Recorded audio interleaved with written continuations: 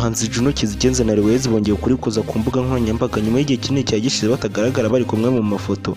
Kuri uyu wa mbere tariki ya 9 Nzeri 2024 nibwo umuhanzi Always yagize isabukuru y'amavuko, aho abamwifurije isabukuru nziza harimo na Juno Kizigenza wigize kuba umukunzi we wari mu bafashe ya mbere kumwifuriza isabukuru nziza y'amavuko. Yifashishije urubuga rwe rwa Instagram, Juno Kizigenza yashyizeho amashusho ye na Always maze aherekesha indirimbo igira iti "Inge nawe tujyanye", yongera agira ati "Isabukuru nziza".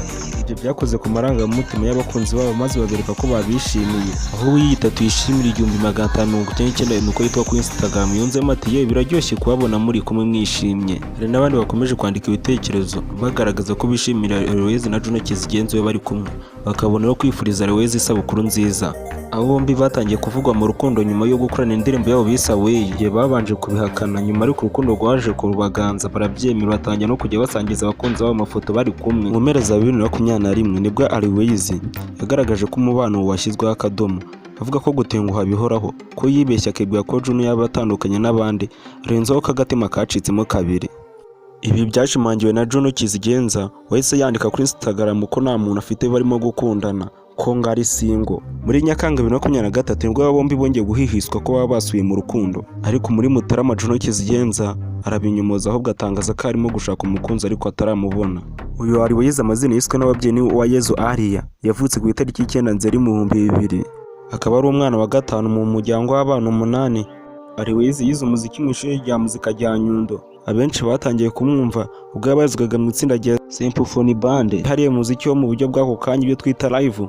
Always na Symphony batandukanye mu 2020 atangira gukora ku giti cye.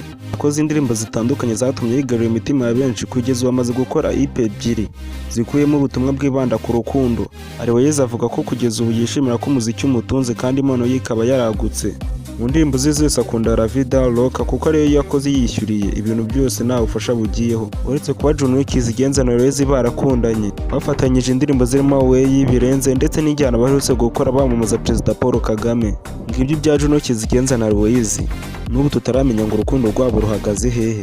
Ese ubona uru rukundo ari urwa nyarwo cyangwa no kugira ngo bamamaze ibikorwa byabo? Uze kugenda ubyandika uko ubyumva muri comment, kandi na nimba ukunda no couple ntugende udakanze like, kuko byanga byakunda nimba batatubeshye none urukundo rwaba ari urwa nyarwo n'ubwo badashaka kwishyira ku karubanda. Njya kugezaga no update nitwa Jean Paul TV Show. Nimba ari ubwa mbere ubonye no video ntugende udakanze subscribe kandi kuri iyo nzogera tujye tubana buri munsi, kandi nimba ukunda video nkugezeho ntukagende udakanze like. Bye bye, ndabakunda cyane. Ni Jean Paul TV Show.